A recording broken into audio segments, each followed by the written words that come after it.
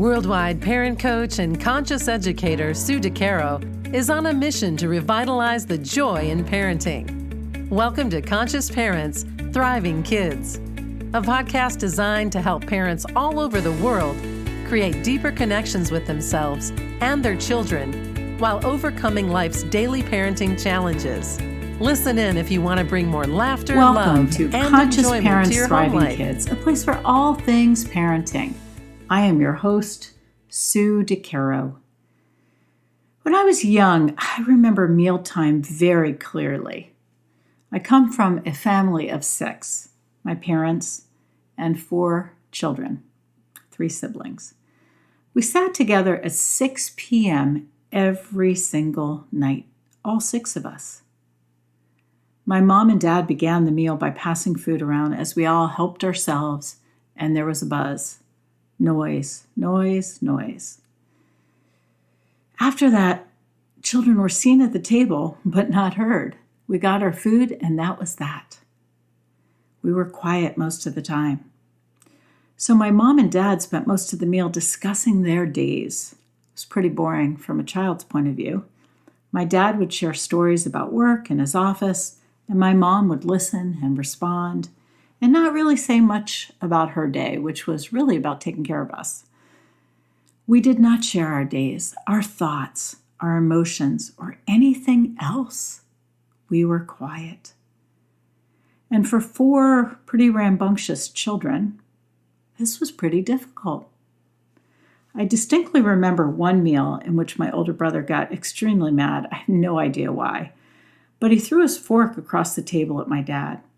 He was immediately dismissed from the table for the night, and his dinner was over. It seems now, looking back, that this particular form of punishment was more shame-producing rather than an opportunity for teaching or perhaps even learning about what was going through my brother's mind as he reached for his fork and threw it. Times were so different back then. Our parents did the best they could with what they knew and what they had. As a child, I can also remember feeling really uncomfortable at the dinner table, so uncomfortable that I had a hard time being quiet. It was just really difficult for me to sit quietly and listen as I ate. I remember shaking my leg quite a bit, a habit that I endured probably because of my attempt to contain my need to speak. So my left leg would shake up and down, up and down. And I found that my mother was always placing her hand on that particular leg and trying to hold it still and shaking her head with contempt. Wow, right? I think I had so many things that I wanted to share about my day. Containing them all probably made me anxious. They all came out at bedtime. However, in my family, with 4 kids to put to bed, this was not a good time for anyone to give me the attention that I so desperately needed and craved. I wish that my parents had created an opportunity for me and my siblings to share our day, perhaps one by one, and all have the chance to listen with respect to each other. This is how connections are built. Perhaps my relationships with my siblings and my parents would have been quite different back then if this were the case. And again, parents did the best they could in those particular times. I don't blame my parents in any way, shape, or form. Again, they were wonderful parents. But things are different today. And we are different as adults. Our children are different. It's just a whole different time. I would like to think that we have better options to connect with our kids. In my family and the families I work with worldwide, mealtime is a special time to connect as an entire family. In today's society, there's so much rushing around. We're all caught up in this hamster wheel of life. Rushing, rushing, rushing, that we don't always have a lot of opportunity for time together as a family unit. This bonding time can be such an opportunity for beautiful conversations, wonderful connections, where each member of the family has a voice and an opportunity not to only share their day, but share their thoughts, share their dreams, share their emotions, whatever is going on within. It is important that as a family we listen to each other and engage, and in my opinion, engagement is without distraction. Perhaps there's a no cell phone zone at the dinner table. It certainly is a rule at my table.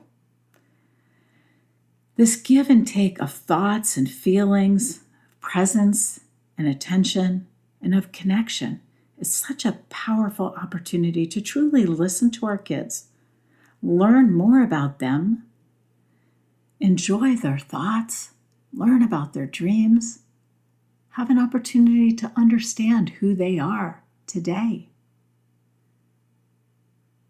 without distraction. Imagine how much value our children feel during and in these special moments of connection.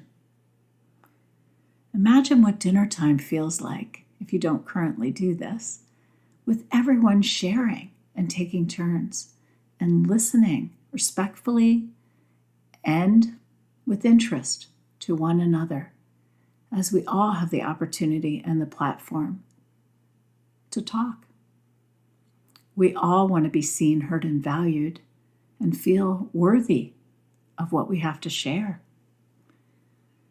So how do you create time to bond as a family? Does technology ever get in your way? Do you have a tech-free zone in your home? What was it like when you were young? Did you have a dinner table where everyone ate, talked, and connected throughout the meal? Was everyone seen, heard, and valued? How do you want to do this in your world? What speaks to you? Because remember, your family is about your values. What would you like to bring to the table in terms of your connection? For more information or assistance in your parenting journey, please feel free to reach out to me. My website, DeCaroParentCoaching.com. Thank you so much for joining me. Remember, every moment is a new moment for conscious connections. Thanks for listening to Conscious Parents, Thriving Kids. If you like what you heard, please subscribe, rate, and review at iTunes or wherever you listen in. And be sure to visit DeCaroParentCoaching.com for a free download of 10 ways to connect with your child.